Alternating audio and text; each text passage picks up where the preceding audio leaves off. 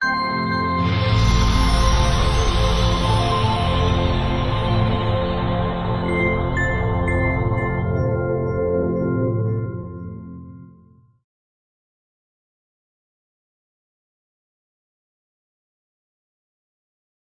fast breathing. Those are all symptoms. If you are diagnosed with GAD, general anxiety disorder, you usually have some of the following symptoms. Let me give you some of the symptoms that come along with GAD. And you say, well, what is that again? General anxiety disorder. That's when. Can you say without looking? Can you take the book up? That is GAD. GAD. Let me just tell you about GAD. It is general anxiety disorder, and it can be followed up by feelings. You know you have that anxiety based on your feelings. It is, you feel restless. You feel like you're irritated.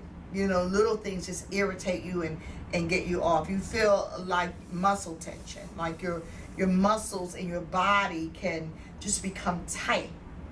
You feel like you're stressed out, and you just keep trying to keep it together. That's it. That's GAD. And when you have it, you're on edge all the time. You have muscle tension. You're keyed up a lot of time. You're high strung a lot of times. That's GAD. That disorder, you know, you need help with. You need somebody to help you go through the process. You need to see a therapist, or you need to see a counselor, preferably a Christian life coach, a Christian therapist, a Christian counselor. You say, well, why? Because there are some things that you need help from God with, just like everybody else. All of us at one stage or another have experienced some form of anxiety. But the goal today is to teach you how to deal with your anxiety and give you information about it so that you can decide if you need a therapist, if you need a counselor. It's nothing wrong with having a therapist and a counselor. It's nothing wrong with having somebody to talk to. As a matter of fact, it's better than you talking to yourself, coming up with the same old conclusions after conclusions that get you right back to where you were in the first place. You see, we don't need people to help us through the process so that we can end up where we started. We need people to help us through the process so that we can get to the end of the process so that we can start a new journey. Because if all I'm doing is worrying about this, that, and the other, if all I'm doing is feeling unease when I walk into a room, or I'm discombobulated because I don't really understand what's going on, and because I don't understand, I get anxiety because I've got to seek somebody else out to help me. You better seek them out. Call, pick up your yellow pages, go somewhere, ask people you know, do you see a therapist? Who you seeing? Go to Psychology Today and put in somebody's name. What do you need? Put your zip code in. There are many ways for you to find the help that you need. But if you don't do nothing because you feel some kind of way, guess what? You're going to feel the same way over and over again until you learn to do something proactive for your cause.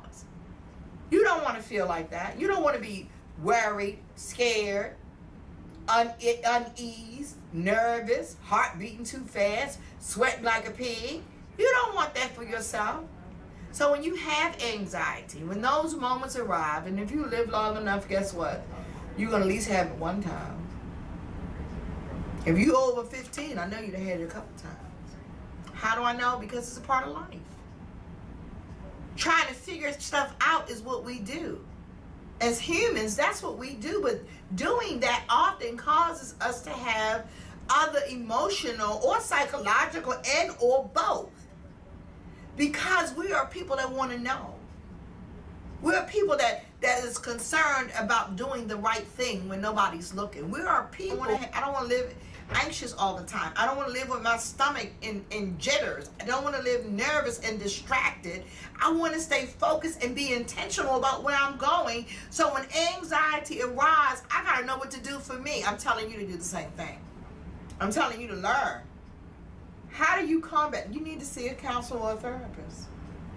You need to ask somebody, what are the techniques that I can use to help myself? I'm always worried. What am I worried about?